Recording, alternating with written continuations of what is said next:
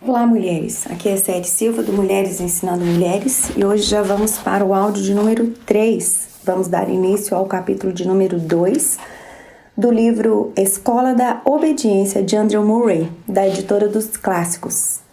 Vamos lá? A obediência de Cristo. Por meio da obediência de um só, muitos se tornaram justos. Não sabeis que sois servos da obediência para a justiça? Romanos 5:19 e 6:16. Por meio da obediência de um só, muitos se tornaram justos. Essas palavras nos dizem o que devemos a Cristo.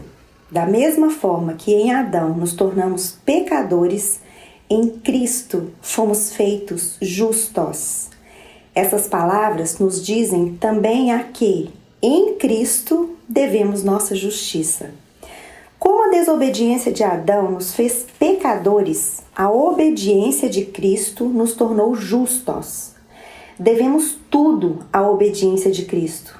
De todos os tesouros da nossa herança em Cristo, este é um dos mais ricos. Quantos nunca se dedicaram a estudá-lo, de forma que chegassem a amá-lo e a se deleitar nele, e a receber a plena bênção desse tesouro?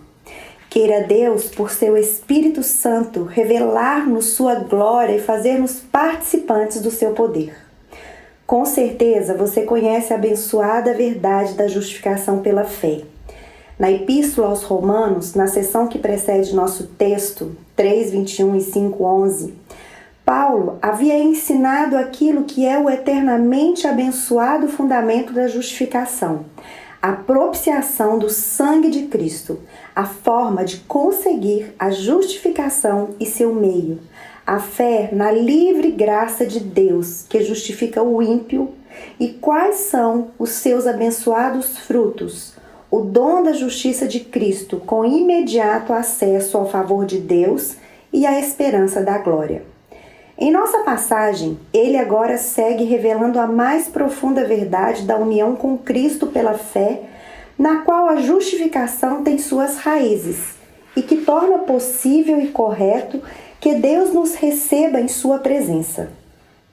Paulo retrocede até Adão e nossa união com ele, com todas as consequências decorrentes dela, para provar quão razoável, quão perfeitamente natural, no mais literal sentido da palavra, é aqueles que recebem Cristo pela fé e que desta forma são unidos a Ele, se tornem participantes da sua justiça e da sua vida. É nesse argumento que ele destaca de forma especial o contraste entre a desobediência de Adão com a condenação e morte que ela acarretou e a obediência de Cristo com a justiça e a vida que ela traz. À medida que estudarmos o lugar que a obediência de Cristo ocupa na sua obra para a nossa salvação e virmos nela o próprio fundamento da nossa redenção, haveremos de ver qual deve ser o lugar da obediência em nosso coração e em nossa vida. Pela desobediência de um só homem, muitos se tornaram pecadores. Como isso aconteceu? Havia uma dupla conexão entre Adão e seus descendentes, a judicial e a vital. Subtítulo: a conexão judicial e a conexão vital. Através da conexão judicial, toda a raça recebeu a sentença de morte, mesmo os que ainda não haviam nascido.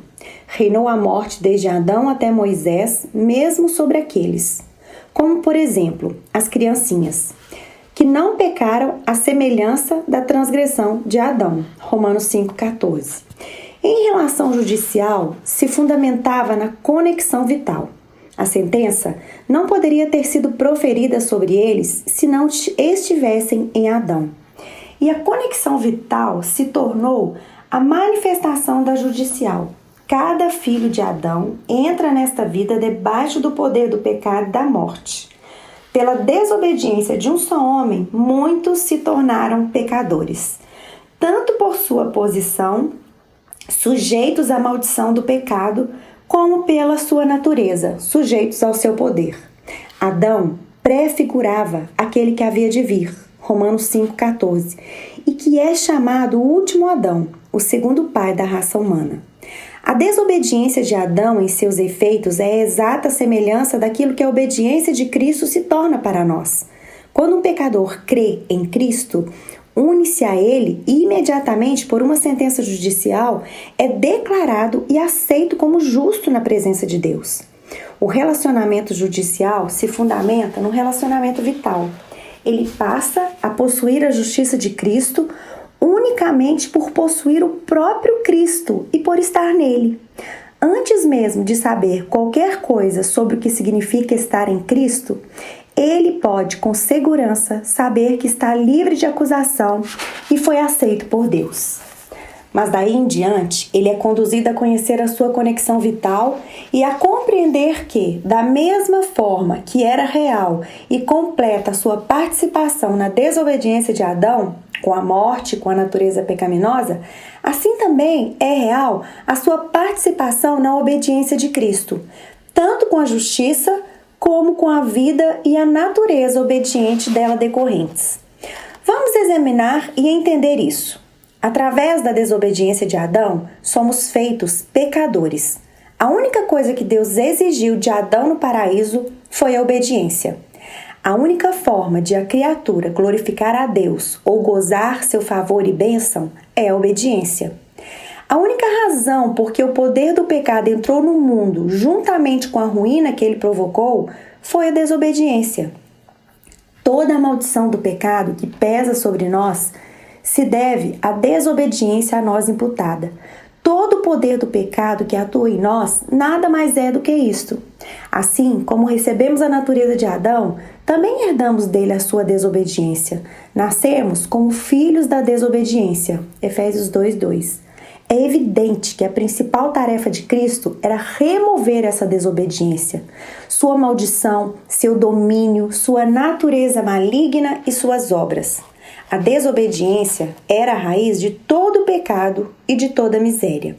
O principal objetivo da sua salvação era remover a raiz maligna e restaurar o homem ao seu destino original, uma vida de obediência ao seu Deus. Como Cristo fez isso? Acima de tudo, por vir como último Adão para desfazer o que o primeiro havia feito. O pecado nos levou a crer que era uma humilhação sempre procurar conhecer e fazer a vontade de Deus. Cristo veio para nos mostrar a nobreza, a felicidade da obediência e quão excelente ela é. Quando Deus nos concedeu a roupagem da humanidade, não sabíamos que a sua beleza, sua imaculada pureza era a obediência a Deus.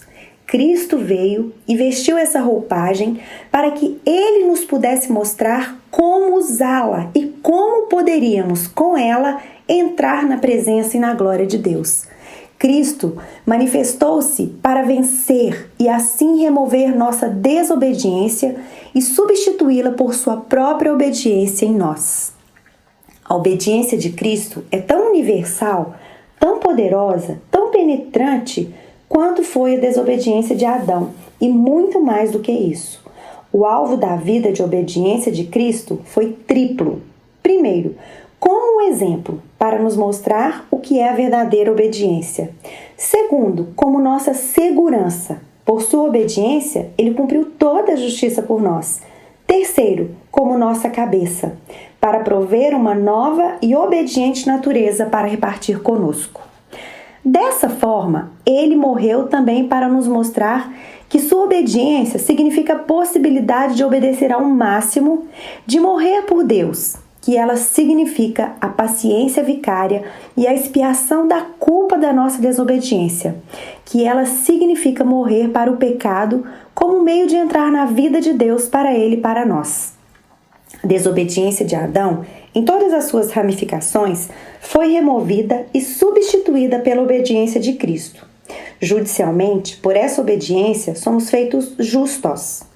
Exatamente da forma como fomos feitos pecadores pela desobediência de Adão, somos imediata e completamente justificados e libertos do poder do pecado e da morte. Estamos diante de Deus como homens justos. Vitalmente, porque tanto o judicial como o vital são inseparáveis no caso de Adão.